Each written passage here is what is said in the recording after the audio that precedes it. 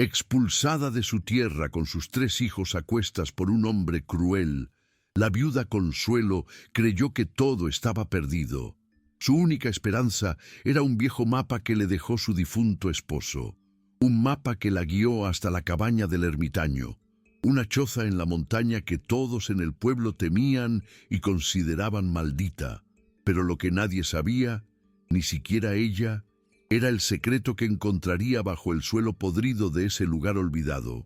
Un secreto que pondría a prueba su alma y cambiaría su destino para siempre. Aunque suene a leyenda, esta historia ocurrió realmente en una pequeña comunidad de la Sierra Andina a principios del siglo XX.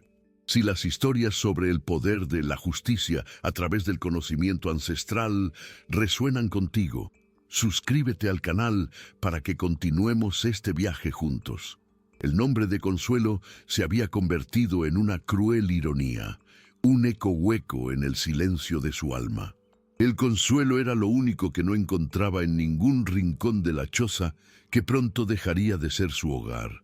El polvo danzaba en los finos hilos de sol que se colaban por las grietas, como fantasmas de una felicidad perdida. Su corazón, un pájaro asustado en una jaula de costillas, latía con la fuerza del pánico. Miraba los rostros de sus 3 pequeños, Lucía, Mateo y el pequeño Samuel, y en sus ojos veía el reflejo de su propia incertidumbre. Su esposo, Julián, se había ido, y con él se había marchado la calidez del mundo, dejándola a ella y a sus hijos a merced de un viento helado. La figura de don Avelino se recortaba en el umbral de la puerta, bloqueando la luz, un presagio oscuro y corpulento. Era el cuñado de su difunto esposo, un hombre cuya amabilidad siempre había tenido el filo del interés. Ahora, sin la presencia de Julián para mediar, mostraba su verdadero rostro. Hablaba de una deuda, de números y papeles que Consuelo jamás había visto, con una voz grave y sin rastro de compasión. Sus palabras caían como piedras, sentenciando su destierro frente a las miradas curiosas y temerosas de los vecinos. Nadie se atrevía a intervenir. Avelino era el patrón, el dueño de la tierra y muchos susurraban, el responsable indirecto del accidente que le había costado la vida a Julián. Con las manos temblorosas, pero el rostro firme, Consuelo reunió sus escasas pertenencias. En un viejo baúl de madera guardó la ropa gastada de sus hijos, un par de retratos descoloridos y la manta que Julián había tejido para Samuel antes de nacer. Cada objeto era una astilla clavada en su memoria. Lucía, la mayor, ayudaba en silencio, con una madurez impropia de sus 8 años, mientras Mateo se aferraba a su falda, sin entender del todo por qué debían abandonar su cama y sus juguetes. Don Avelino observaba desde lejos, con los brazos cruzados, una estatua de impaciencia y desdén. Sin derramar una lágrima más frente a él, Consuelo tomó al pequeño Samuel en brazos, agarró la mano de Mateo y salió de la choza, seguida por Lucía, que cargaba una pequeña bolsa. La puerta se cerró a sus espaldas con un sonido hueco y definitivo, dejándolos en el camino de tierra bajo un cielo que comenzaba a teñirse de gris. Esa noche, refugiados en el cobertizo abandonado de un granero, mientras los niños dormían acurrucados bajo la única manta, Consuelo abrió el baúl. No buscaba nada en concreto, solo el tacto de algo que aún oliera a su esposo, a su vida anterior. Sus dedos rozaron un doble fondo que jamás había notado. Al levantarlo, encontró un pequeño paquete envuelto en cuero. Dentro, un mapa dibujado a mano sobre un trozo de tela amarillenta y una breve nota con la caligrafía torcida de Julián. Para mi Consuelo, cuando todo lo demás se pierda, nuestro verdadero hogar nos espera. Confía en el camino, mi amor, siempre tuyo. J. Por primera vez en días, una extraña sensación se abrió paso entre el dolor. No era felicidad, ni siquiera esperanza, sino un propósito. una última voluntad de su esposo que ella estaba dispuesta a cumplir. Al despuntar el alba, la luz grisácea encontró a Consuelo despierta, estudiando el mapa a la luz temblorosa de un cabo de vela. No era un mapa de cartógrafo, sino un tapiz de recuerdos. El roble del juramento, el arroyo de las luciérnagas, la cresta del sol poniente. Eran los nombres que Julián y ella habían dado a los lugares secretos de su cortejo. Despertó a sus hijos con una suavidad que desmentía la urgencia que le quemaba por dentro. «¡Vamos a una aventura!», le susurró. «Un último juego que papá nos dejó». Lucía, con su mirada vieja, pareció entender que no era un juego, pero asintió, ayudando a su madre a repartir el trozo de pan duro que les quedaba. Con Samuel bien sujeto en su rebozo y Mateo de la mano, se adentraron en el bosque al amanecer, dejando atrás no solo un pueblo hostil, sino toda la vida que habían conocido. El papel amarillento, aferrado en su mano, era ahora su única brújula, su única promesa. Los días se fundieron en una larga caminata bajo un sol inclemente, y noches frías, apenas mitigadas por el calor de sus cuerpos juntos. El camino era una prueba de resistencia. Sus pies, envueltos en harapos, sangraban sobre las piedras y las espinas. Mateo lloraba de cansancio, preguntando cuándo llegarían al hogar de papá, mientras Lucía, en un silencio tenaz, recogía bayas que recordaba haber visto comer a su padre, ofreciéndoselas a su madre con gesto solemne. Consuelo avanzaba en un trance de determinación. Cada hito del mapa que reconocía, un árbol con una forma particular, una formación rocosa que parecía un rostro, era una ráfaga de aire en sus pulmones, ahogados por el esfuerzo. No solo seguía un dibujo, mantenía una conversación silenciosa con Julián, cada paso una respuesta a la fe que él había depositado en ella. El mundo se había reducido a eso. El peso de Samuel, la mano de Mateo, la mirada de Lucía y la promesa de un punto en aquel mapa. Finalmente, cuando la esperanza era ya una brasa agonizante y los cuerpos de sus hijos pesaban más que el mundo entero, alcanzaron la cresta del sol poniente. El atardecer teñía el cielo de naranjas y púrpuras, una belleza cruel para sus ojos cansados. Consuelo escudriñó el valle que se extendía a sus pies, su visión nublada por el sudor y la desesperación. Y entonces lo vio, allí abajo, acurrucada en un pequeño claro al abrigo de unos pinos centenarios, había una cabaña. No era una ruina, sino una construcción sólida de madera oscura, con el techo cubierto de musgo como si hubiera brotado de la propia tierra. Un sollozo se ahogó en su garganta, una mezcla de incredulidad y alivio tan potente que casi la hizo caer de rodillas. «¡Miren!», susurró su voz rota, señalando con un dedo tembloroso. Creo que hemos llegado». El último tramo fue un descenso torpe, resbalando por la ladera, con las piernas temblando de un agotamiento que iba más allá de lo físico. Al acercarse, notaron los detalles que Julián había dejado como caricias silenciosas. Un pequeño puente de tablones sobre el arroyo cercano, flores silvestres plantadas junto a la entrada en una vieja caja de madera. Era un lugar cuidado, un lugar esperado. Frente a la puerta, el corazón de Consuelo martilleaba contra sus costillas. Lucía la miraba con una intensidad febril, y el pequeño Mateo, por fin en silencio, se aferró a su mano con fuerza. Con un aliento que no sabía que le quedaba, Consuelo alzó la mano y la posó sobre la madera áspera. No estaba cerrada con llave. Empujó suavemente y la puerta se abrió con un leve quejido, revelando una penumbra cálida y el olor a pino y a hogar. El interior no era un refugio improvisado, sino un hogar en miniatura, tejido con las manos y el amor de Julián. Una robusta mesa de madera ocupaba el centro, con 4 sillas talladas a su alrededor, una de ellas notablemente más pequeña. En un rincón, 3 pequeños catres estaban hechos con mantas de lana, y sobre cada almohada reposaba un animalito de madera toscamente tallado, un ciervo para Lucía, un oso para Mateo y un pajarito para Samuel. Una chimenea de piedra con una pila de leña seca y lista a su lado prometía calor contra el frío de la montaña. Fue la vista de las pequeñas camas, esperando a unos niños que su padre nunca vería dormir en ellas, lo que finalmente quebró la represa de entereza que Consuelo había construido. Sus rodillas cedieron y cayó al suelo, el peso del pequeño Samuel apenas registrado en sus brazos.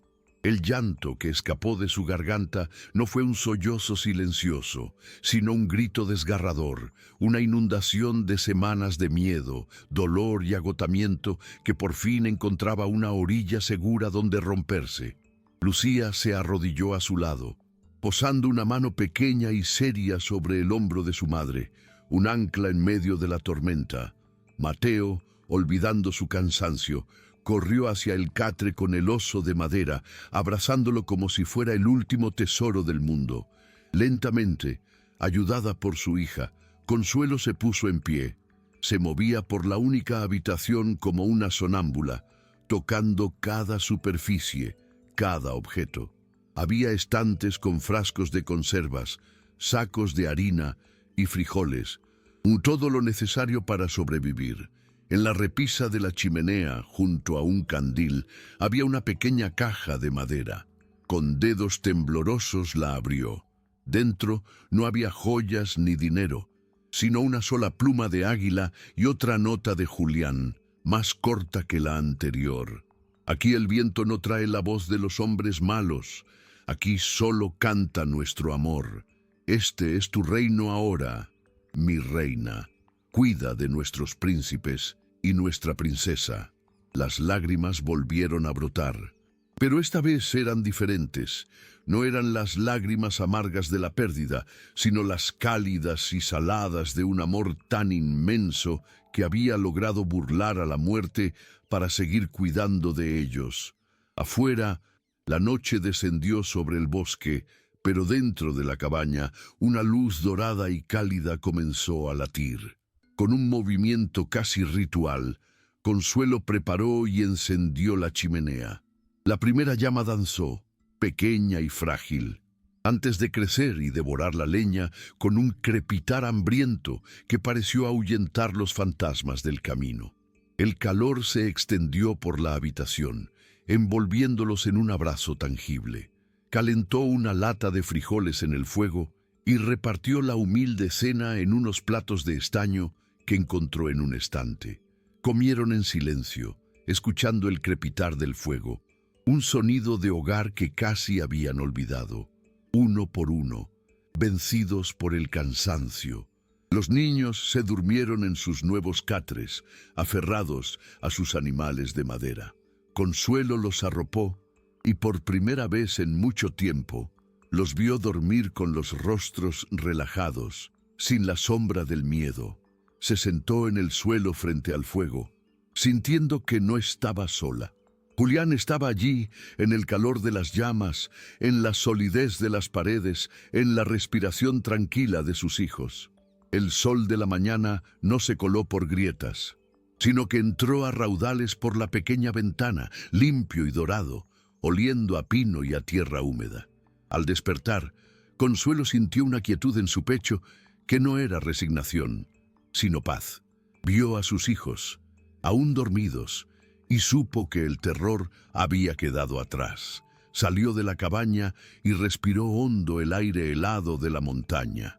El arroyo cercano cantaba una melodía clara y constante, y el bosque, que durante el viaje había sido un adversario lleno de peligros, ahora se sentía como un guardián protector.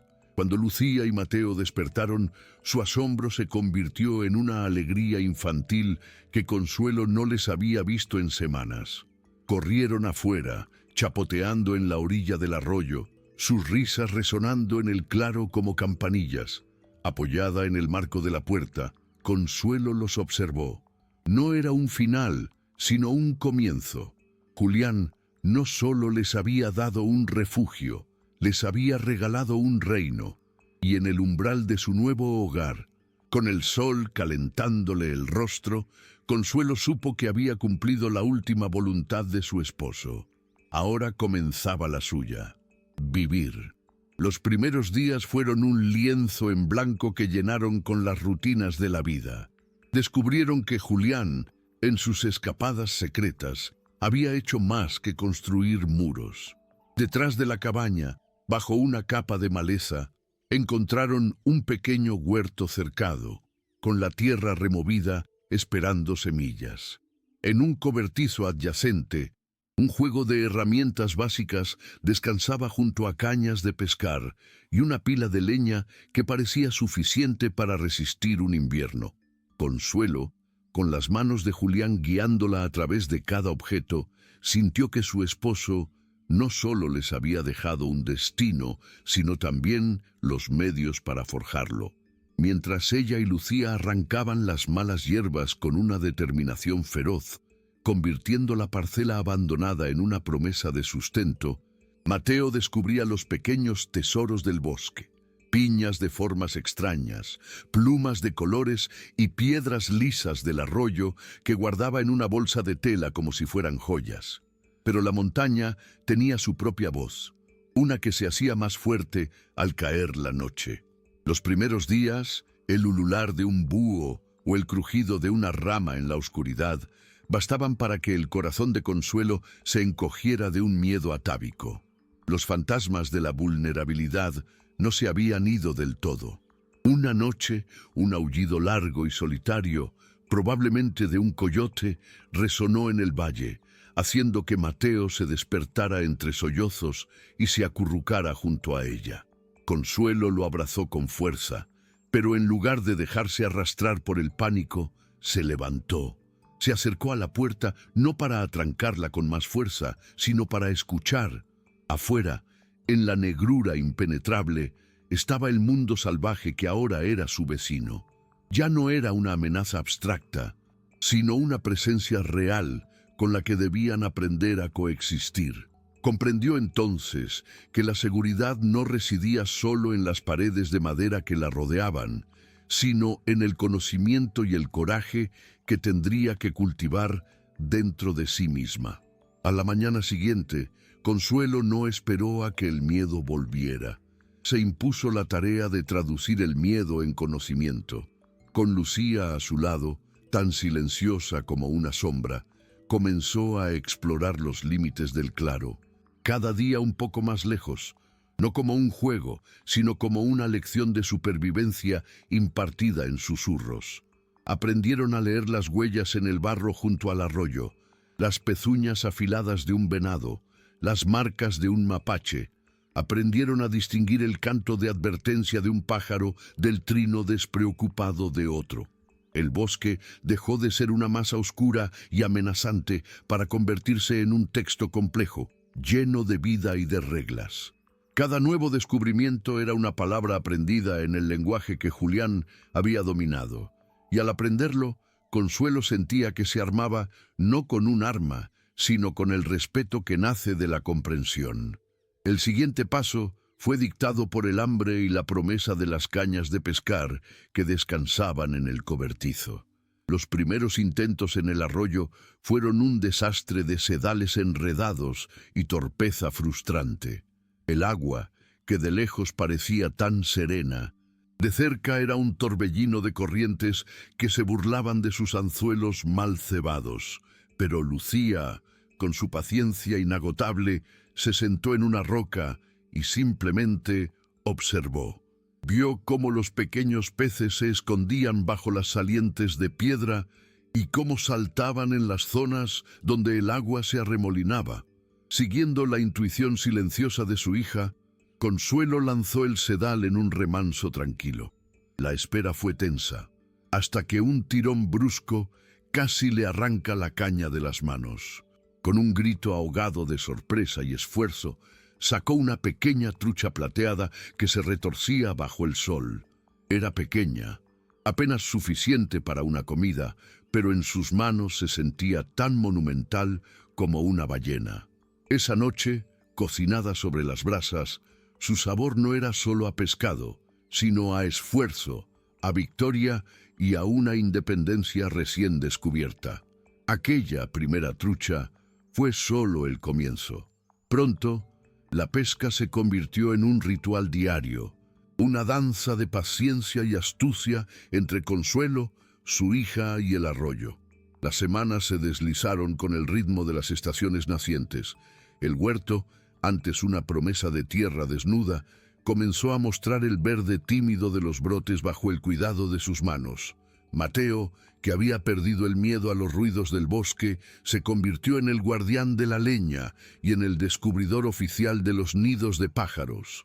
La cabaña ya no olía a abandono y pino, sino a vida, a pan horneado en las brasas, a hierbas secas colgadas de las vigas y al humo reconfortante de la chimenea. Consuelo notó cómo sus manos, antes suaves, se habían vuelto ásperas y capaces. Cada callo era una medalla, la prueba de que podía arrancarle el sustento a la tierra salvaje con la misma tenacidad con la que antes se había aferrado a la desesperación. El primer gran desafío no llegó con el sigilo de un depredador ni con la amenaza de un rostro humano, sino con el estruendo del cielo. Una tarde el aire se volvió pesado y el bosque enmudeció con una quietud expectante. Nubes de un morado violento se arremolinaron sobre la cresta, devorando la luz del sol. Sin pánico, con una eficiencia nacida de la necesidad, prepararon su arca, aseguraron la puerta, subieron la última carga de leña y se acurrucaron dentro mientras la tormenta se desataba con una furia primitiva. El viento aullaba como un animal herido, y la lluvia golpeaba las paredes con la fuerza de 1.000.000 de puños. Mateo se escondió bajo las mantas, pero Lucía observaba el rostro de su madre, que miraba las vigas del techo con una extraña serenidad. Y fue entonces, en el corazón de la tempestad, escuchando los latidos sólidos de la cabaña que resistía, que Consuelo comprendió la verdadera naturaleza del regalo de Julián. Don Avelino la había expulsado con leyes de hombres y títulos de papel. Pero aquí ni el viento más salvaje podía derribar las paredes que el amor había levantado. Por primera vez se sintió verdaderamente a salvo. La mañana siguiente a la tormenta amaneció con una pureza casi dolorosa. El aire olía a tierra mojada y a ozono, y cada hoja del bosque brillaba como si estuviera recién barnizada. Salieron de la cabaña no con cautela, sino con una curiosidad renovada. El arroyo, aunque crecido, corría con una claridad cristalina, y una enorme rama de pino, derribada por el viento, yacía en el claro como una ofrenda de leña para semanas. El mundo no parecía devastado, sino bautizado de nuevo. Consuelo respiró hondo, y por primera vez el aire de la montaña no le llenó los pulmones de la urgencia de sobrevivir, sino de la calma de pertenecer. Vio a sus hijos chapotear en un charco con la alegría despreocupada de quienes se saben en casa, y entendió que el verdadero techo que los protegía no estaba hecho de madera, sino de la propia montaña que los había acogido en su seno. Fue Mateo quien lo encontró. Mientras perseguía una rana cerca de la orilla donde el arroyo había socavado la tierra, tropezó con algo duro. Con la ayuda de Lucía, desenterraron una pequeña caja de madera embreada para protegerla de la humedad. El corazón de Consuelo dio un vuelco al reconocer la talla tosca pero familiar de una flor en la tapa, la misma que Julián dibujaba para ella en la arena cuando eran novios. Con manos temblorosas, la abrió. No contenía oro ni monedas, sino pequeños paquetes de tela atados con cordel, cada uno con una etiqueta escrita con carboncillo, manzanilla, caléndula, menta, y debajo de ellos un paquete más grande con semillas de flores silvestres. Había una última nota, para curar los rasguños del cuerpo y las heridas del alma, para que no olviden los colores, siembren belleza, mi amor, la belleza también es un arma. Ta. Consuelo apretó las semillas en su mano hasta sentir su forma redonda y dura. Ya no se trataba solo de resistir, se trataba de florecer. La siembra se convirtió en un acto sagrado. Con la ayuda de Lucía, Consuelo preparó un pequeño trozo de tierra cerca de la entrada, un lugar bañado por el sol de la mañana. No solo plantaban las semillas de las hierbas curativas y las flores silvestres, enterraban el pasado gris del pueblo y sembraban la promesa de un futuro vibrante. Mateo, con la solemnidad de un niño en una misión importante, era el encargado de regar cada brote con un cuenco de madera.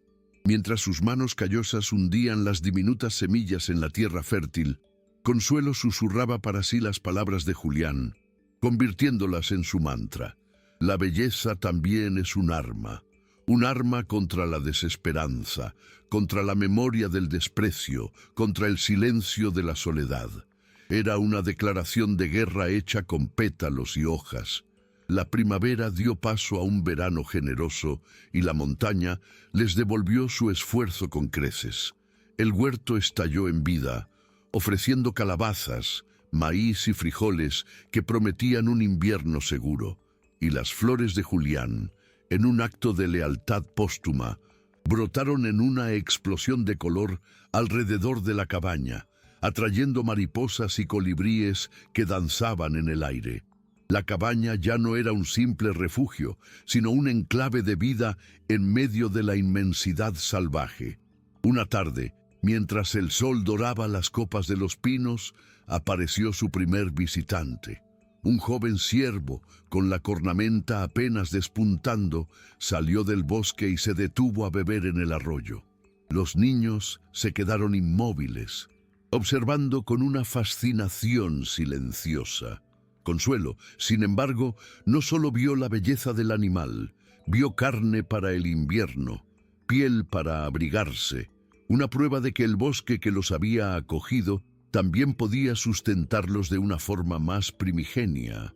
La criatura levantó la cabeza, sus ojos oscuros se encontraron con los de ella por un instante, y Consuelo comprendió que para reinar en este lugar, tendría que aprender a hablar el lenguaje completo de la montaña, el de la belleza y el de la sangre. La visión del ciervo no la abandonó. Se convirtió en una obsesión silenciosa, en el símbolo de una necesidad que se volvía más apremiante con cada noche que refrescaba. El huerto era una bendición, pero no bastaría contra el hambre helada del invierno. Guiada por una intuición que ya no cuestionaba, Consuelo regresó al cobertizo. Rebuscó detrás de la pila de leña, en un rincón que había ignorado, y sus dedos encontraron la superficie lisa de un arco de tejo, pulido por manos expertas, y un carcaj con un puñado de flechas con punta de sílex. Estaban allí, esperándola, como la última lección del manual de supervivencia que Julián le había legado. Sostener el arco por primera vez fue un acto de una reverencia sombría. Sentía el peso de la vida que podía quitar, pero también el de las vidas que debía proteger. Cada atardecer, mientras Mateo dormía la siesta, ella y Lucía se adentraban en el bosque, donde Consuelo practicaba, tensando la cuerda con una fuerza que no sabía que poseía, sus brazos temblando al principio, luego volviéndose firmes. Lucía no hablaba, solo recogía las flechas erradas, con la misma seriedad con la que cuidaba de su hermano, entendiendo que aquel no era un juego, sino el aprendizaje de un nuevo y terrible deber. Pasaron días de acecho paciente, aprendiendo a moverse contra el viento, a leer las ramas quebradas y las huellas apenas visibles en la tierra húmeda. Consuelo ya no caminaba por el bosque, se fundía en él. Finalmente, una mañana brumosa, lo encontró de nuevo, el mismo ciervo joven, pastando en un claro cubierto de rocío. El mundo se encogió hasta ser solo la V de la cuerda del arco, el lomo del animal y el latido atronador en sus oídos. Contuvo el aliento. un rezo silencioso a la montaña para que la perdonara y la proveyera, y soltó la flecha.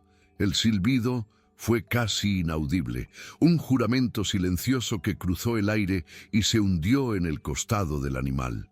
No hubo un bramido, solo un estremecimiento, y el ciervo cayó con una suerte de entrega suave a la tierra que lo había alimentado. Consuelo se acercó con pasos lentos, el arco aún en la mano. Al ver los ojos del animal vidriosos y sin vida, no sintió triunfo, sino una profunda y dolorosa gratitud. Puso una mano sobre su pelaje aún tibio y susurró una palabra de agradecimiento.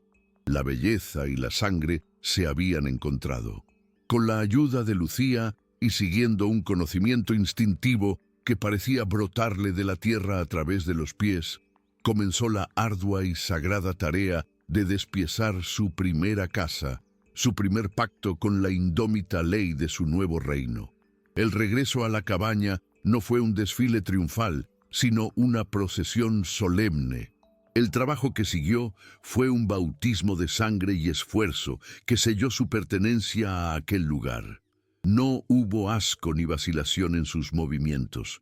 Con una precisión que parecía prestada por generaciones de ancestros olvidados y guiada por los susurros de su propia necesidad, Consuelo enseñó a Lucía cómo desollar al animal con respeto, cómo separar la carne de los huesos y cómo limpiar y estirar la piel sobre un bastidor de madera para que el sol y el aire la curtieran. Nada se desperdiciaría. Los huesos se guardarían para hacer caldo, la grasa se derretiría para hacer velas y jabón, y la piel se convertiría en un abrigo o en mocasines para los pies de sus hijos. Mientras sus manos se hundían en la cruda realidad de la vida y la muerte, Consuelo sintió que se despojaba de la última capa de la mujer que había sido, la mujer del pueblo que compraba su carne en el mercado. Aquí, ella era la proveedora, la depredadora y la guardiana, todo en uno. El otoño se despidió con un último suspiro de oro y ocre, y el aire adquirió un filo cortante que anunciaba el invierno. Una mañana, Consuelo se despertó con un silencio antinatural y vio a través de la ventana que el mundo se había vuelto blanco. La primera nevada había llegado, cubriendo el claro con un manto espeso y puro.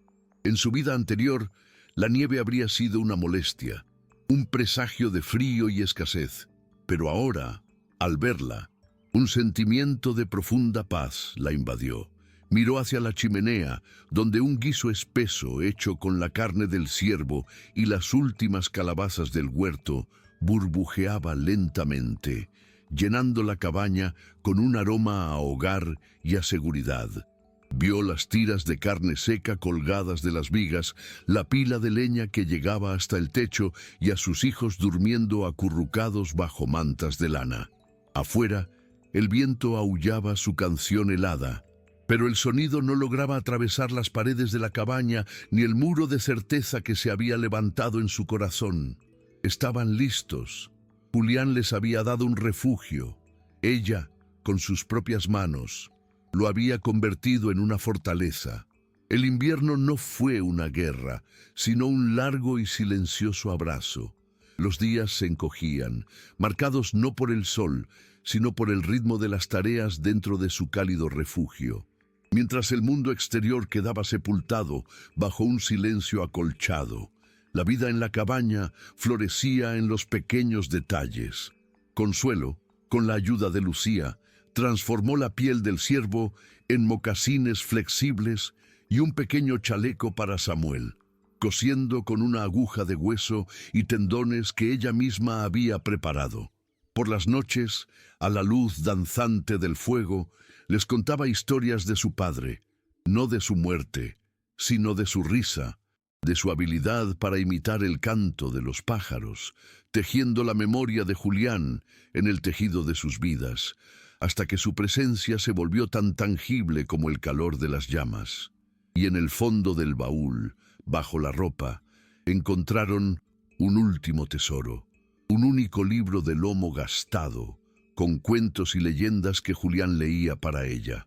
Cada noche, Consuelo leía una página en voz alta, susurrando las palabras al oído de una nueva generación, convirtiendo el libro en un escudo contra el aislamiento, una ventana a un mundo que seguía existiendo más allá de su valle nevado. Pero el invierno, a pesar de su belleza, guardaba sus propias garras. Una noche, el llanto débil de Mateo los despertó. Ardía en fiebre, su pequeño cuerpo sacudido por escalofríos y su aliento saliendo en jadeos cortos y calientes. El viejo pánico, el que Consuelo creía haber enterrado bajo capas de confianza, amenazó con volver a emerger. Pero entonces, su mirada se posó en los pequeños sacos de tela que colgaban de una viga. Manzanilla, menta, las hierbas de Julián. Con una determinación que silenció al miedo, preparó una infusión, el aroma terroso y dulce de la manzanilla, llenando la cabaña como un rezo. Mientras Lucía le ponía paños fríos en la frente a su hermano, Consuelo le dio de beber el té caliente, sorbo a sorbo, durante toda la noche. Al amanecer, la fiebre había comenzado a ceder. Ver a Mateo dormir por fin con una respiración tranquila fue una victoria más profunda que la de la caza.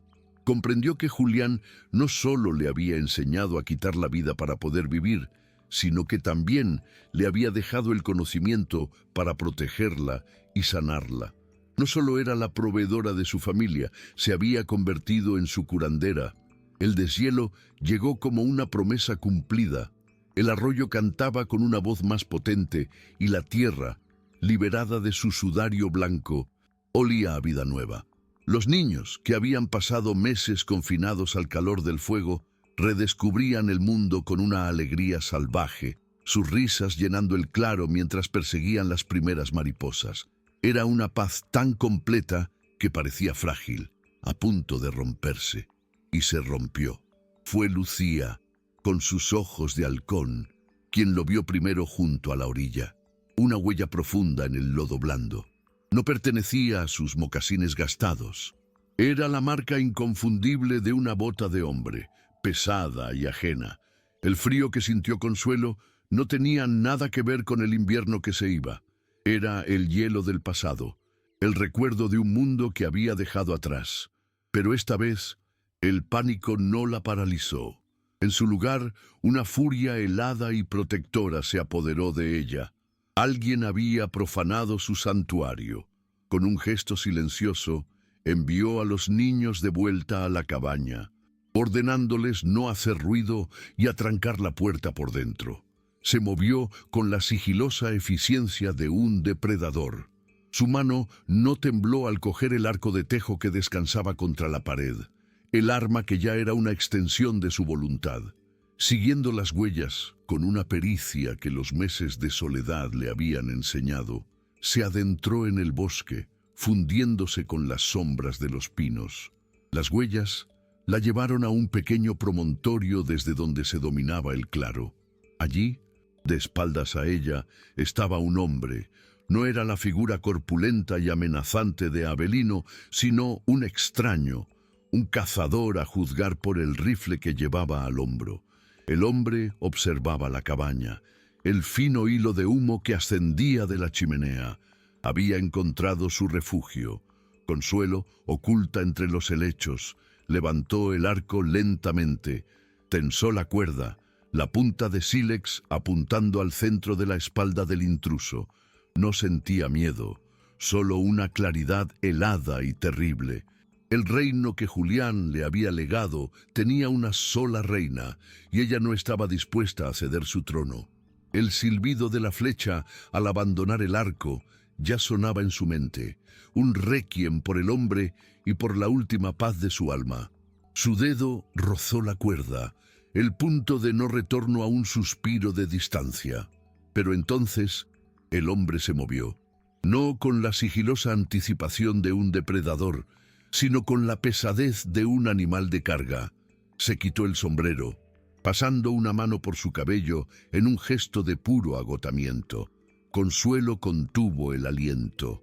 Vio cómo el vapor de la respiración del hombre se arremolinaba en el aire frío, un fantasma efímero de vida. No había malicia en su postura, solo una profunda fatiga y algo que se parecía a la soledad. La claridad asesina en la mente de Consuelo se enturbió con una pregunta. ¿Era un lobo solitario o el explorador de una manada?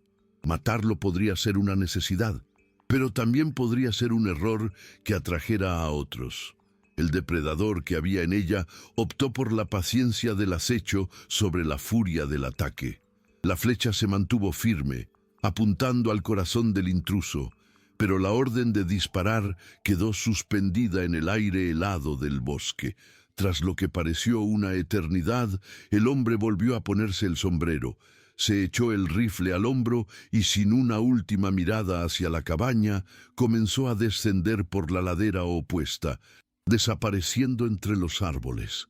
Nunca supo que su vida había pendido del hilo invisible de la voluntad de una madre. Consuelo no se movió hasta que el último eco de sus pasos se extinguió. Solo entonces, con un temblor que por fin se permitió sentir, bajó el arco. Regresó a la cabaña como un fantasma, su rostro una máscara impasible.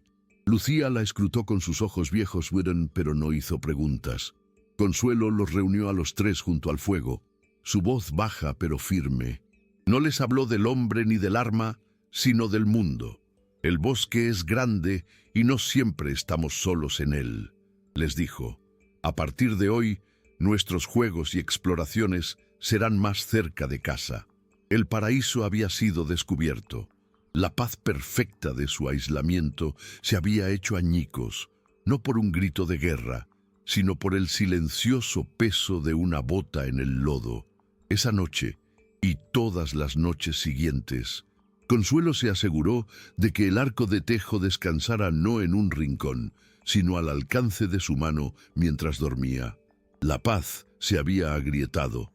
La aparición del cazador anónimo había clavado una astilla de desconfianza en el corazón de su santuario. Los meses que siguieron transformaron la vigilancia de Consuelo en una segunda piel. Les enseñó a sus hijos el idioma del silencio, una mano alzada para detenerse, un gesto rápido para esconderse. El bosque, antes su proveedor, ahora era también un laberinto de posibles emboscadas y escondites. Cada mañana, antes de que el sol se levantara por completo, ella recorría el perímetro del claro, no en busca de caza, sino de huellas extrañas, de ramas rotas que no debían estarlo. El arco nunca se separó de su espalda. El verano pasó en una tensión contenida. La abundante cosecha del huerto ensombrecida por un miedo nuevo y astuto. El otoño pintó las hojas de colores encendidos, un incendio silencioso que reflejaba la urgencia que ardía en el pecho de Consuelo. Habían construido un hogar, pero ahora debían aprender a defenderlo. La confirmación de sus temores llegó en un día frío y claro, cuando el aire era tan nítido que las montañas lejanas parecían al alcance de la mano. Consuelo estaba en la cresta, recogiendo las últimas bayas resistentes al frío, cuando lo vio. En el valle de abajo, moviéndose lentamente por el mismo camino que ella y sus hijos habían recorrido en su huida, había un grupo de figuras. Eran 3 hombres a caballo. El sol del mediodía arrancó un destello de metal del cañón de un rifle, y entonces su corazón se detuvo.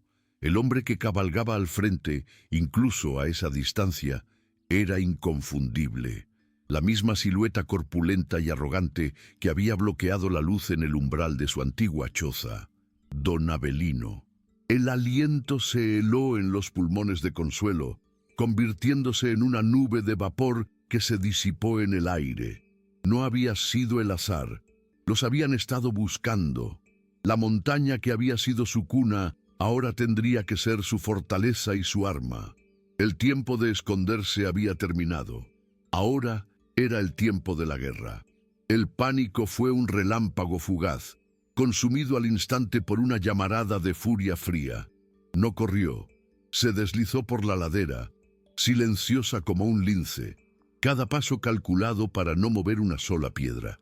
El bosque que había sido su maestro era ahora su arsenal. Al llegar a la cabaña, su rostro era una máscara de calma letal que no engañó a Lucía. Sin necesidad de gritos ni explicaciones, un simple cruce de miradas bastó. Atrás, al refugio de las rocas. Lleva a Mateo y a Samuel. No salgan por nada. No hagan un solo ruido hasta que yo vuelva o escuchen el canto del arrendajo 3 veces. ¿Entendido? Lucía asintió, su pequeño rostro tan grave como el de una generala, y guió a sus hermanos hacia una grieta oculta tras la cabaña, un escondite que habían preparado para un día como este. Consuelo no se quedó a mirar. Se equipó no como una fugitiva, sino como una guerrera, el arco en la mano, el carcaj lleno a la espalda y un cuchillo de desollar ceñido a la cintura. No iba a esperar a que el enemigo llegara a su puerta. Iba a salir a recibirlo, a convertir cada árbol, cada sombra y cada sendero traicionero en un aliado de su venganza. No se dirigió de frente. Tomó un atajo que solo ella conocía, un sendero de ciervos que bordeaba el precipicio, y llegó al arroyo de las luciérnagas, mucho antes que ellos. El murmullo del agua ahogaría el sonido de sus pasos y los obligaría a cruzar por un vado estrecho y resbaladizo. Era el lugar perfecto. Se apostó en lo alto de una formación rocosa, oculta por un manto de hiedra, el mismo lugar desde donde Julián le había mostrado una vez una familia de nutrias jugando. Ahora la memoria de aquella paz avivaba el fuego de su propósito. Desde su nido de francotiradora observó el sendero. No había prisa en su corazón, solo una paciencia gélida, la misma que había aprendido esperando al ciervo. Pasaron los minutos, lentos y pesados, hasta que el silencio del bosque fue profanado por el sonido de cascos en la piedra y la voz grave y arrogante de Avelino, quejándose del camino. Se acercaban, ciegos y ruidosos, entrando en una trampa de la que solo ella conocía la salida. Consuelo alzó el arco, encajó una flecha y se convirtió en una estatua de piedra y muerte, esperando el momento exacto. Los caballos entraron en el vado con nerviosismo, resbalando sobre las piedras cubiertas de musgo. El de Avelino, un animal corpulento como su dueño, relinchó con recelo. «¡Maldito sea este agujero olvidado de Dios!», gruñó el patrón, tirando de las riendas. El hombre que le seguía sonrió con servilismo. Fue a él a quien Consuelo eligió como primer mensaje, no al jinete, sino a la montura. El arco de tejo se tensó 1 milímetro más. El mundo se detuvo y la flecha partió con un susurro letal. No hubo grito humano, sino el chillido agudo y aterrorizado de la bestia al sentir el sílex hundiéndose en su anca. El caballo se encabritó en un espasmo de dolor y pánico, arrojando a su jinete al agua helada del arroyo. El hombre cayó con un chapoteo sordo, mientras el animal herido se desplomaba, bloqueando el estrecho paso con su cuerpo tembloroso y agonizante. El caos fue instantáneo. El tercer hombre, a la retaguardia, trató de levantar su rifle, pero sus ojos asustados no encontraban un blanco en el denso follaje. Avelino, empapado por el agua que había salpicado el caballo al caer, gritaba órdenes incoherentes, su rostro congestionado por la furia y una incipiente semilla de miedo. Antes de que pudiera recuperar el control, una segunda flecha silbó desde las alturas. Esta no buscaba carne de animal. Se clavó con un impacto seco en el hombro del hombre que aún sostenía el rifle, arrancándole un aullido de dolor y haciendo que el arma cayera al agua con un plof metálico. Y entonces, una voz resonó desde las rocas, una voz que Avelino apenas reconoció, despojada de toda súplica y endurecida por el hielo de la montaña. «Esta tierra no te pertenece, Avelino», dijo Consuelo, su voz tan clara y cortante como el viento de invierno. «Aquí no valen tus papeles ni tus amenazas. Lárgate de mi reino o la montaña te devorará entero». El rostro de Avelino, antes una máscara de arrogancia, se contrajo en una mueca de incredulidad y miedo. Sus ojos buscaban frenéticamente en la maleza, tratando de encontrar un cuerpo, un blanco al que disparar su rabia, pero solo encontraban el verde indiferente del bosque. «¡Maldita sea, Consuelo! ¡Sal de tu escondite, cobarde!», gritó, pero su voz, que en el pueblo sonaba como un trueno, aquí era absorbida por los árboles y devuelta como un eco patético.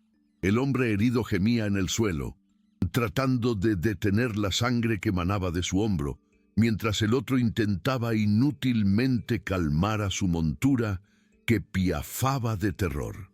Avelino comprendió de golpe su situación.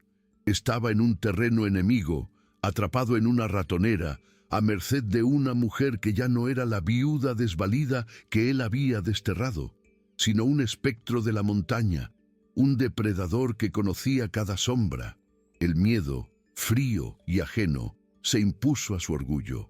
Con un gruñido de humillación, dio la orden: «¡Levántenlo! ¡Vámonos de aquí!». La retirada fue un desastre humillante. Arrastraron al herido fuera del arroyo, dejando atrás al caballo agonizante y el rifle hundido, y se abrieron paso torpemente por el camino de vuelta. Avelino no se atrevió a mirar atrás, pero sentía el peso de una mirada invisible clavada en su nuca, una promesa silenciosa de que la guerra que él había comenzado se libraría ahora bajo unas reglas que no eran las suyas. Consuelo permaneció inmóvil en su nido de piedra hasta que el último sonido de la torpe huida se extinguió en la distancia. Solo entonces el arco tembló en su mano y bajó el arma, el aliento escapando de sus pulmones en una nube de vaho. No sintió ni euforia ni remordimiento, sino la pesada certeza de un umbral cruzado sin retorno. Descendió con agilidad, sus mocasines apenas haciendo ruido sobre las hojas mojadas. La escena en el vado era un testimonio de su nueva y terrible capacidad. El olor a sangre y miedo, el cuerpo del caballo bloqueando el paso. Con paso firme, se adentró en el agua helada y recuperó el rifle, su metal pesado y frío, un símbolo del poder que le había arrebatado a sus enemigos. Lo sostuvo por un momento, sopesando no solo su peso físico, sino el de la nueva realidad que representaba. Luego se lo echó al hombro, se irguió en toda su altura y, levantando la cabeza hacia las rocas donde se escondían sus hijos, lanzó al aire 3 silbidos agudos y claros, la llamada inconfundible del arrendajo. Era la señal de que la batalla había terminado, por ahora. Lucía fue la primera en salir, con Samuel en brazos y Mateo aferrado a su mano. Sus ojos no se detuvieron en el rifle que su madre llevaba al hombro, sino en el rostro de Consuelo, buscando grietas en su máscara de calma. No encontró ninguna, encontró algo más duro, algo tan inamovible como las rocas que los habían protegido. Mateo corrió a abrazar sus piernas, escondiendo el rostro en su falda. Consuelo posó una mano en su cabeza, pero su mirada siguió fija en el sendero por el que habían huido los hombres. «Ya pasó», dijo con una voz baja que no admitía preguntas. «Esta es nuestra casa. Nadie nos la va a quitar». No hubo celebración en su regreso a la cabaña. El aire, antes lleno de la promesa de la primavera, ahora estaba cargado con el peso de la sangre derramada y el eco de la violencia.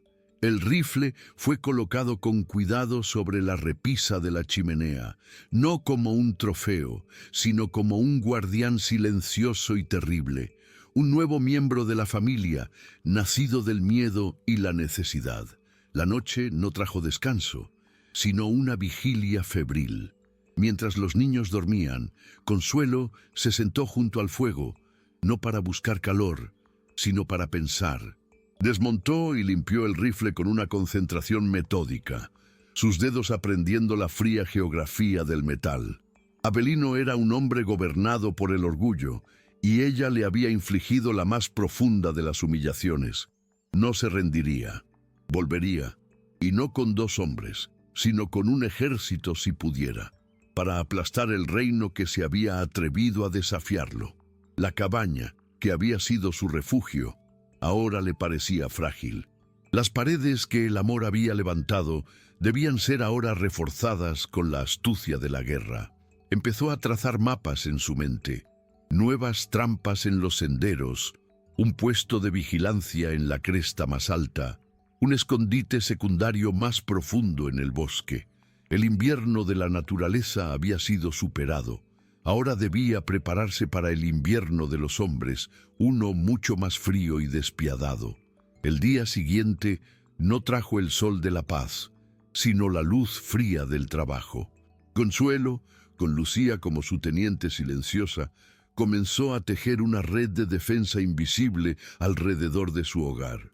No eran trampas para osos, sino alarmas sutiles, un hilo de tripa tensado a ras de suelo que haría caer una pila de piedras, un sendero deliberadamente cubierto de ramas secas para delatar cualquier paso furtivo. Enseñó a Mateo, cuyo mundo se había encogido al perímetro del claro, a distinguir el sonido de una rama rota por el viento del que se quiebra bajo una bota. La primera vez que disparó el rifle, el estruendo fue una profanación, un grito de metal que hizo callar al bosque entero y asustó a los pájaros en leguas a la redonda. La culata golpeó su hombro con la fuerza de un puño, dejándole un moratón que aceptó como una medalla. Cada disparo, preciso y metódico contra un tronco marcado, era una declaración. La viuda a la que habían desterrado había muerto en el camino, y en su lugar se erigía una guardiana que marcaría la frontera de su reino con pólvora y plomo. Los días se convirtieron en semanas de una paz tensa. La espera era un veneno lento que amenazaba con corroerles el alma. Cada sombra parecía alargarse con intención. Cada susurro del viento traía consigo el eco de una amenaza. Pero el miedo, en lugar de paralizarlos, los afiló. La cabaña dejó de ser solo un hogar para convertirse en un puesto de vigilancia. Lucía se apostaba entre las rocas durante horas, con una paciencia de depredador, mientras Consuelo curtía más pieles, ahumaba más carne y almacenaba más leña, no solo para el invierno del clima, sino para el asedio de los hombres. Una tarde, la caída de una roca en la ladera lejana activó su protocolo silencioso. En un instante, los niños desaparecieron en el escondite, y Consuelo ya estaba en posición con el rifle, su corazón un martillo helado en el pecho.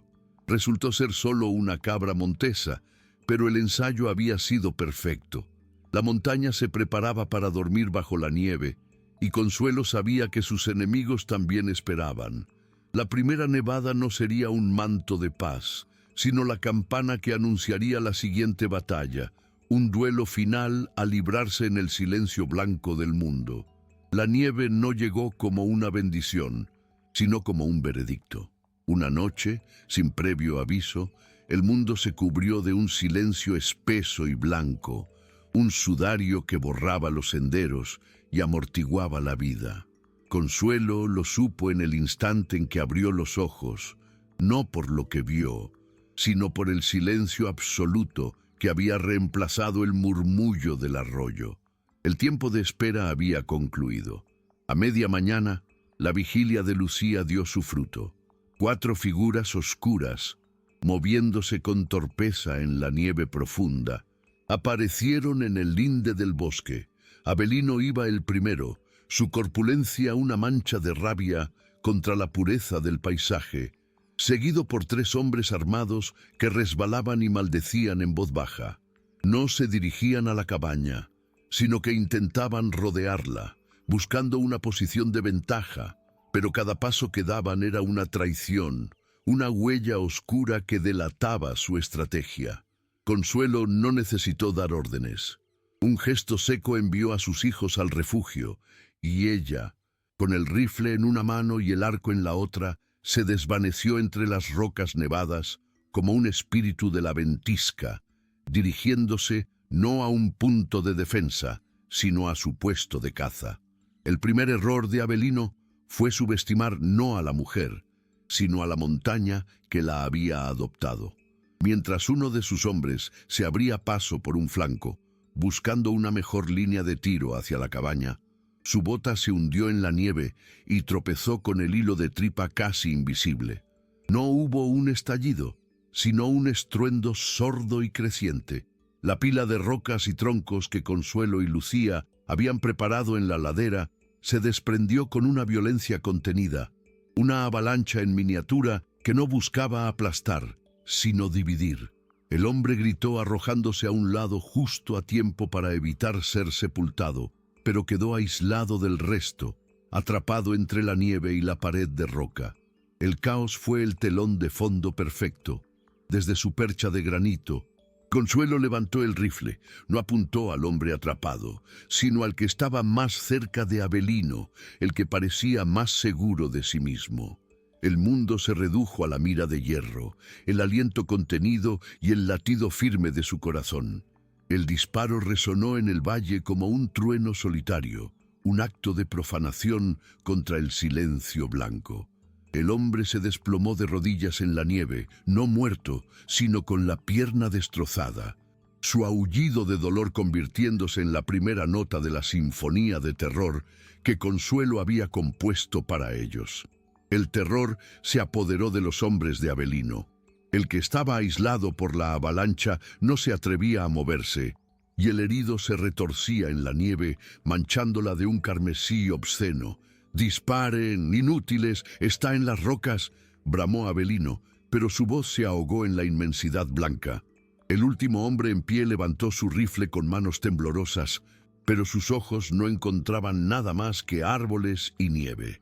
Y entonces, un segundo silbido cortó el aire, más íntimo y personal que el estruendo del rifle. No vino del mismo lugar, sino de un ángulo diferente, como si el bosque mismo tuviera múltiples ojos y brazos. La flecha no buscaba carne. Con una precisión aterradora se clavó en la manga del grueso abrigo de Avelino, sujetándolo al tronco de un pino.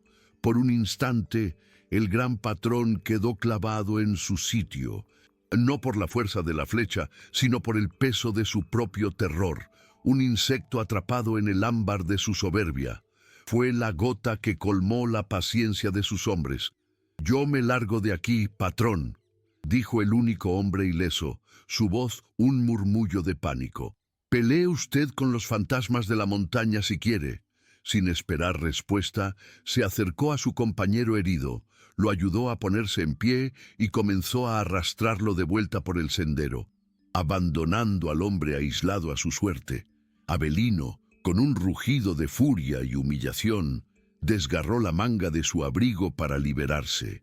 Se quedó solo, jadeando en el aire helado, sus ojos inyectados en sangre, buscando un enemigo que era a la vez invisible y omnipresente. Fue entonces cuando la voz de Consuelo descendió de las alturas, no como un grito, sino como una sentencia fría y calmada. «Esta fue la última voluntad de mi esposo, Avelino. Este es el reino de mis hijos. Aquí no hay nada para ti, solo nieve y una tumba si das un paso más». Avelino miró la cabaña a lo lejos, el rifle en su mano de repente inútil. Vio la nieve infinita, las rocas silenciosas, y comprendió que no luchaba contra una mujer, sino contra un lugar que la había reclamado como suya. El orgullo se hizo añicos.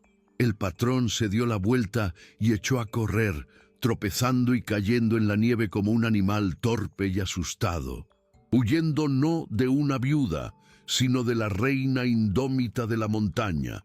Consuelo no se movió hasta que la figura desesperada de Avelino fue engullida por el bosque y el silencio blanco reclamó el valle. El peso del rifle en sus manos era el de una corona forjada en el frío.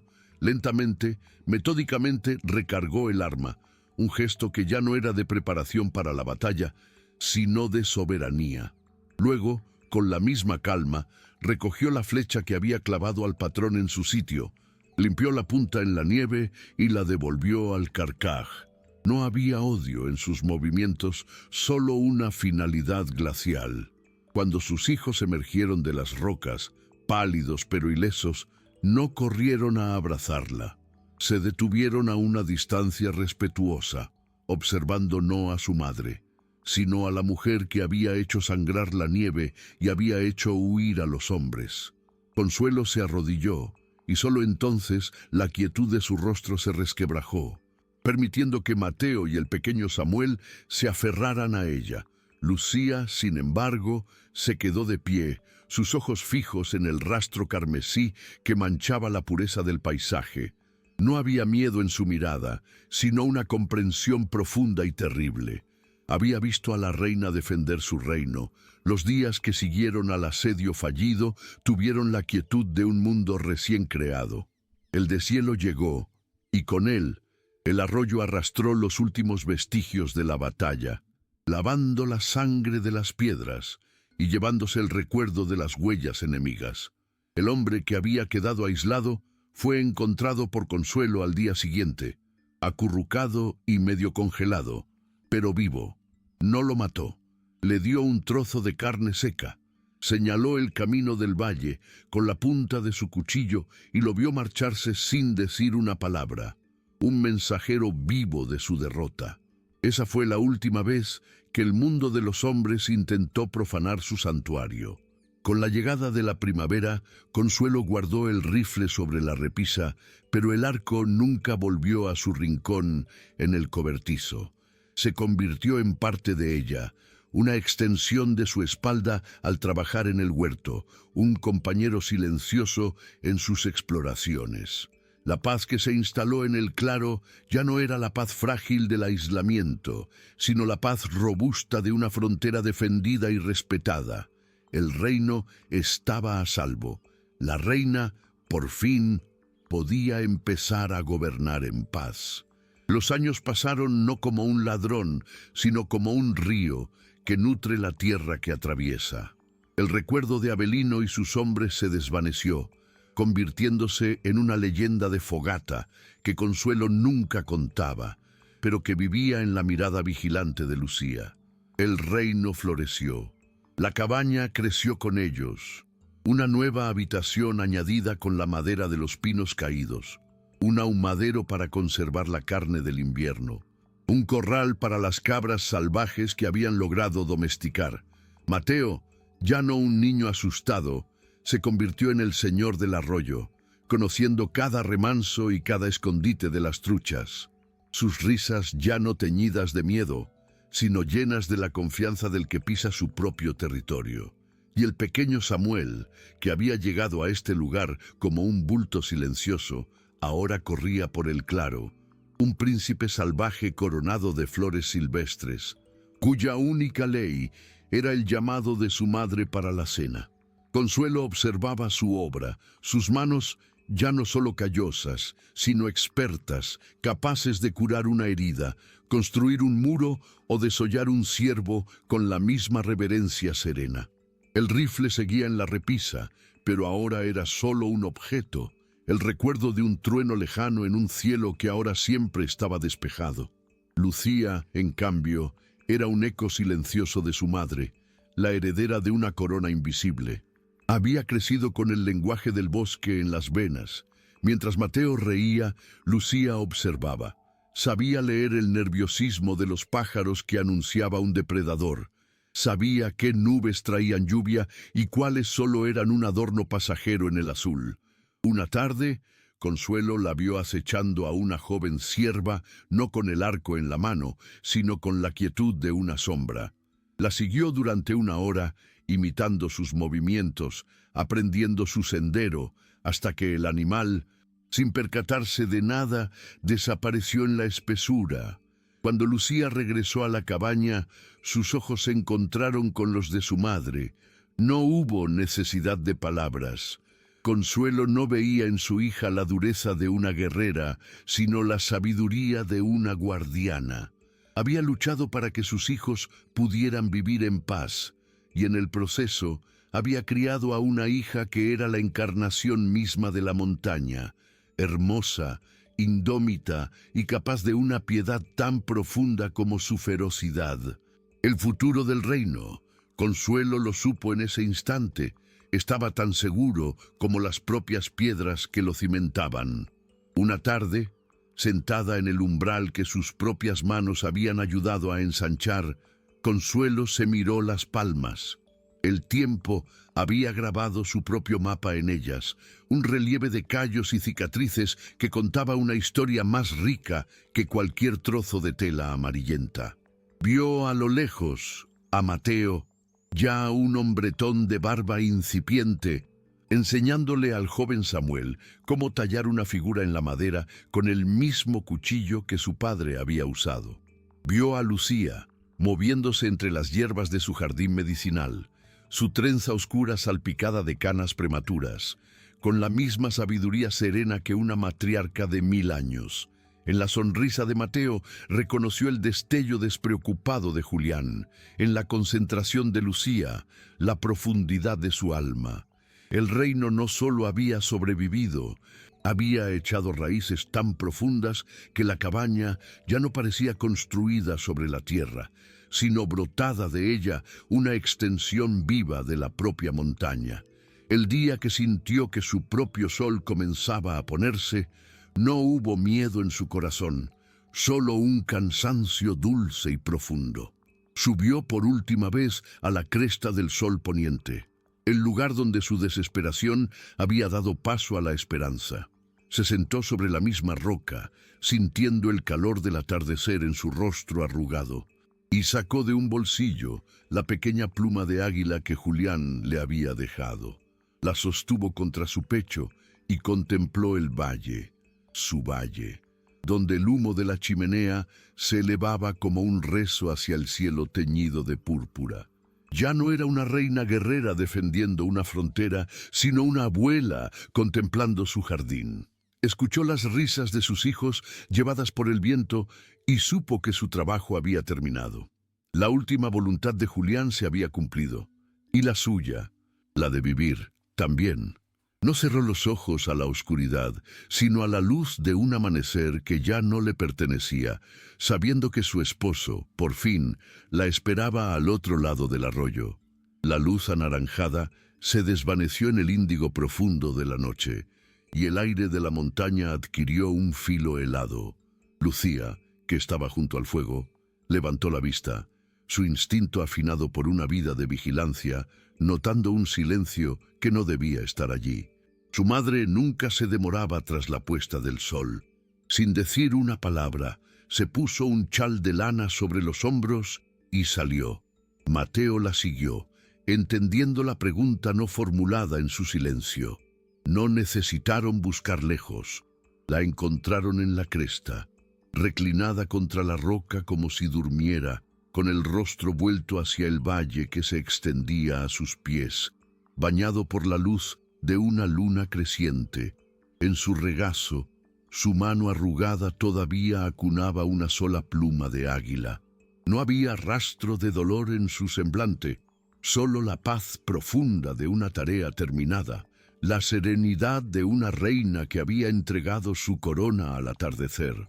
El descenso fue una procesión silenciosa bajo las estrellas. Mateo, con una fuerza que ahora igualaba a la de su padre, la llevó en brazos, su carga tan ligera como una hoja seca, pero con el peso de un mundo entero. Lucía caminaba delante, iluminando el sendero con un candil, su rostro una máscara de dolor contenido y resolución inquebrantable. No lloraban. Las lágrimas se habían secado en el camino de la supervivencia, reemplazadas por un respeto tan profundo como las raíces de los pinos. La depositaron frente a la chimenea, en el corazón del hogar que ella había defendido con sangre y fuego.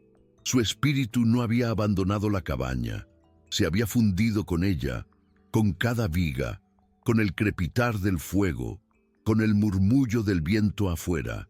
Consuelo, la viuda, la guerrera, la reina, descansaba por fin, y en la quietud de la noche, sus 3 hijos, los herederos de la montaña, velaron su cuerpo, sabiendo que el amanecer no traería el fin de un reino, sino el comienzo de su guardia. El alba no trajo llanto, sino un propósito silencioso. El lugar elegido para su descanso final no fue la cresta lejana, sino el corazón de su mundo, el pequeño jardín de flores silvestres que su madre había sembrado como un acto de fe. Mateo cavó la tierra con los hombros anchos y la fuerza callada de su padre. Cada palada una mezcla de dolor y deber. Lucía, con Samuel a su lado, preparó el lecho con las hojas más suaves de pino y las últimas flores del otoño, tejiendo una mortaja de la misma belleza que su madre había usado como arma. No hubo oraciones recitadas, solo un largo silencio bajo el cielo abierto. Cada uno depositó un puñado de tierra sobre el cuerpo envuelto en una manta de lana, un último adiós que era también un juramento. Estaban devolviendo a la reina a su reino, plantando su memoria en la misma tierra que ella había conquistado para ellos. Esa noche, el fuego en la chimenea pareció arder con una llama diferente, más solitaria. Fue Lucía quien, al amanecer, tomó el arco de la pared. No lo hizo con la urgencia de una guerrera, sino con el peso sereno de una guardiana. Su recorrido por el perímetro del claro no fue una inspección, sino una comunión, sus pies trazando el mapa de la seguridad que su madre había dibujado con vigilancia y sangre. Mateo, al verla partir, no la siguió. En su lugar, afiló el hacha con una concentración feroz. El sonido rítmico del acero contra la piedra, una promesa de que las paredes seguirían firmes y el fuego nunca se apagaría. Samuel observaba, aprendiendo en silencio, que el reino no se sostenía por un solo pilar, sino por tres, cada uno con su propia carga. El espíritu de consuelo no era un fantasma, sino la ley no escrita de la montaña. La reina había muerto, pero el reino, ahora tejido en el alma de sus hijos, se había vuelto eterno. Las estaciones se sucedieron, cada una un capítulo en el Nuevo Testamento de la montaña. El reino encontró su propio ritmo, una trinidad de deberes que funcionaba con la perfección silenciosa de la naturaleza. Lucía, con el arco de su madre a la espalda, se convirtió en los ojos y los oídos del valle. No patrullaba, conversaba con el bosque, leía el futuro en el vuelo de los halcones y el pasado en las huellas que solo ella veía. Mateo, por su parte, se convirtió en las manos y la espalda del reino. El sonido de su hacha era el latido del corazón del claro, una promesa constante de calor y refugio. Amplió el huerto, desvió una parte del arroyo para crear un pequeño estanque para las truchas y reforzó cada viga de la cabaña hasta que fue tan sólida como la montaña misma. Y Samuel, creciendo entre la sabiduría salvaje de su hermana y la fuerza terrenal de su hermano, se convirtió en la memoria y la promesa. Aprendía a rastrear y a construir, a curar con hierbas y a ahumar la carne, tejiendo los dos legados en el alma del que un día heredaría el todo. La tumba de consuelo, cubierta de flores silvestres que se negaban a morir, no era un lugar de luto, sino el centro de su mundo, la raíz invisible de la que todos ellos se nutrían. El primer invierno sin ella fue la prueba de fuego, un invierno tan crudo que parecía que la montaña misma intentaba devorar el recuerdo de la calidez. La nieve llegó temprano y se negó a marcharse, sepultando el mundo bajo un silencio blanco y hambriento. Pero el miedo no encontró grietas por las que colarse. Lucía, que había leído la severidad del invierno en la temprana partida de las aves migratorias, había dirigido la caza con una eficiencia implacable. Mateo, previendo la carga de la nieve, había pasado el otoño reforzando el techo y cortando el doble de leña. Encerrados en su fortaleza de madera, mientras el viento aullaba como una jauría de lobos espectrales, no se limitaron a sobrevivir. Escuchaban a Mateo contar las historias que su madre le había susurrado. Veían a Lucía reparar las flechas con una paciencia de araña y ayudaban a Samuel a aprender a leer en el único libro gastado de su padre. El calor de la chimenea no provenía solo de la madera.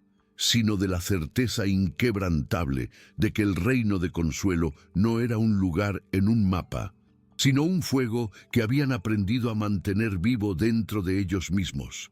Una llama lo suficientemente fuerte como para hacer retroceder a la noche más larga. La primavera no llegó, sino que irrumpió, una inundación de vida que lavó la memoria del invierno. El reino de los hermanos se expandió con ella.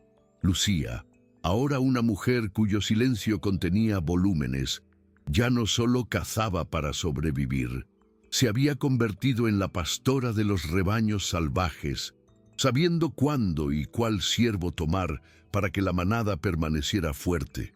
Mateo, con las manos de un gigante y la precisión de un relojero, construyó un pequeño molino de agua en el arroyo, un ingenio que aliviaba el trabajo de moler el grano y cuyo chapoteo rítmico se convirtió en el nuevo latido del valle. Y Samuel, ahora un muchacho espigado con los ojos soñadores de su padre, se convirtió en el custodio del jardín de su madre, no solo cultivando las hierbas curativas, sino experimentando con injertos y semillas, creando flores de colores que nunca antes habían visto, una belleza que era, en sí misma, una forma de oración. Fue él quien, una tarde, mientras seguía el rastro de un zorro cerca de los límites del territorio que consideraban seguro, encontró algo que no pertenecía a su mundo, una pequeña muñeca de porcelana con una mejilla rota y el vestido de seda manchado de lodo y tiempo. La trajeron de vuelta a la cabaña y la depositaron sobre la mesa como si fuera un presagio. Para Lucía era una cicatriz, la prueba de que el mundo exterior, con su fragilidad y su descuido, seguía existiendo y podía volver a sangrar sobre su paz. Su primera reacción fue salir y borrar las huellas del niño o la familia que la había perdido, fortalecer las fronteras invisibles de su reino. Mateo, por su parte, la observaba con una curiosidad de artesano, maravillado por la finura de los rasgos pintados y la complejidad de las diminutas articulaciones. Una muestra de una habilidad que iba más allá de la necesidad y la supervivencia. Pero fue Samuel quien la tomó en sus manos con una delicadeza reverencial. Él no veía una amenaza ni un objeto, sino una historia. Se preguntó por la niña que la había amado, por el viaje que la había traído hasta allí, por el dolor de su pérdida. Esa noche, por primera vez, la conversación junto al fuego no fue sobre la casa de mañana o la reparación del techo, sino sobre el vasto y desconocido océano de otras vidas que existía más allá de sus montañas. Un mundo del que esa muñeca rota era la primera y silenciosa embajadora. La muñeca permaneció sobre la mesa durante días, una soberana silenciosa y frágil en su trono de madera rústica. Se convirtió en el centro tácito de sus vidas. Lucía redobló sus patrullas por el perímetro, sus ojos ya no buscando solo la amenaza de un depredador, sino la profanación de una huella extraña, el rastro de la civilización descuidada que había abandonado a uno de los suyos. Mateo, en sus momentos de descanso, tomaba la muñeca con sus manos enormes y callosas, trazando las finas grietas de la porcelana, estudiando la ingeniería de sus articulaciones con una fascinación de constructor, sintiendo el impulso de reparar un orden que no era el suyo. Pero era Samuel quien le daba vida. Le dio un nombre, Aurora, y por las noches, mientras sus hermanos afilaban cuchillos o reparaban herramientas, él les susurraba historias del bosque, como si intentara traducir su mundo de madera, piedra y cuero al lenguaje mudo de la porcelana y la seda. La pregunta que Aurora planteaba en su silencio era si el reino de Consuelo era una fortaleza para protegerse del mundo o una jaula para mantenerse alejado de él. Fue Samuel quien no pudo soportar el peso de esa pregunta. Para él, la muñeca no era un presagio, sino una herida abierta. Sentía el eco del dolor de una niña desconocida, una soledad que resonaba con la historia de su propia familia. Una mañana, Antes de que la primera luz tocara la cresta, tomó una decisión. No era un acto de rebelión contra el legado de su madre, sino lo que él consideraba su más profunda continuación, la belleza como un arma, sí, pero también la piedad como un escudo. Envolvió a Aurora con cuidado en un trozo de piel de ciervo, guardó en una bolsa un trozo de pan y uno de sus pájaros de madera tallada. No se lo dijo a Lucía, cuya respuesta habría sido una tormenta de pragmatismo protector. Se acercó a Mateo, que ya estaba despierto avivando las brasas, y solo le dijo: «Voy a devolverla a su dueña. Es lo que mamá habría hecho por el alma herida». Mateo no discutió, solo asintió con una lentitud solemne, comprendiendo que hay muros que se deben proteger y puentes que se deben construir. Y así, mientras el sol aún dormía, el príncipe del jardín cruzó por primera vez el arroyo no como un cazador, sino como un emisario, siguiendo el rastro borroso de unas huellas que no eran las suyas, hacia un mundo que solo conocía a través de los cuentos de un libro gastado. El silencio que dejó Samuel tras de sí fue un grito en los oídos de Lucía. Lo percibió al volver de su ronda matutina. Un vacío en el tejido del claro, una nota que faltaba en la sinfonía del hogar. La cama de su hermano estaba hecha, pero su espíritu no estaba allí. Encontró a Mateo junto al arroyo, reforzando la base del molino con piedras, y la pregunta murió en sus labios al ver la expresión en el rostro de su hermano. No era ignorancia, era complicidad. El hielo de la traición fue más cortante que cualquier viento de invierno. «¿Dónde está?», preguntó, su voz despojada de todo calor. Mateo se irguió lentamente, secándose las manos en sus pantalones. «Fue a devolver algo que no nos pertenece», respondió, su voz grave como el rodar de las piedras. La furia de Lucía fue un incendio silencioso. «No hay nada ahí fuera para nosotros, sino tumbas y hombres como Avelino. Mamá nos dio este reino para protegernos, no para que el más tonto de sus príncipes saliera a buscar dragones con una muñeca rota». Sin esperar respuesta, dio media vuelta y marchó hacia la cabaña, sus movimientos rápidos y letales.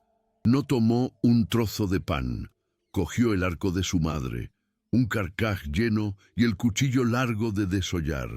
Mateo no intentó detenerla, solo observó cómo la guardiana del reino se adentraba en el bosque, no siguiendo un rastro de empatía, sino el de un amor feroz y aterrorizado. Una loba dispuesta a arrancar de las fauces del mundo al cachorro que se había atrevido a alejarse de la manada. La historia de Consuelo nos enseña que para Samuel cada paso era una traducción. El lenguaje del bosque que conocía tan íntimamente comenzó a cambiar de dialecto. Los árboles se espaciaban. La tierra bajo sus pies perdía la elasticidad del musgo y se volvía dura y estéril. Siguió las huellas desvaídas hasta un sendero que no había sido trazado por ciervos, sino por hachas y sierras. Una cicatriz ancha y recta a través de la ladera, llena de tocones que parecían lápidas de gigantes. El aire ya no olía solo a pino y a tierra húmeda, sino que traía ráfagas de un olor desconocido, a humo estancado y a algo metálico y frío. Por primera vez en su vida se sintió pequeño, no bajo la majestuosidad de la montaña, sino ante la desolación de un mundo que no entendía. Apretó el bulto que contenía a Aurora contra su pecho. Su misión ahora no solo un acto de piedad, sino su única ancla en aquel paisaje ajeno. No era un guerrero invadiendo territorio enemigo, como lo habría sido su madre, ni una sombra protectora, como su hermana. Era un peregrino en una tierra extraña, llevando una reliquia rota, guiado por la fe ciega en que incluso en el corazón del mundo de los hombres, una herida, por pequeña que fuera, anhelaba ser curada. Si este mensaje tocó tu corazón, suscríbete y comparte para que más personas descubran el verdadero valor de la justicia a través del conocimiento ancestral.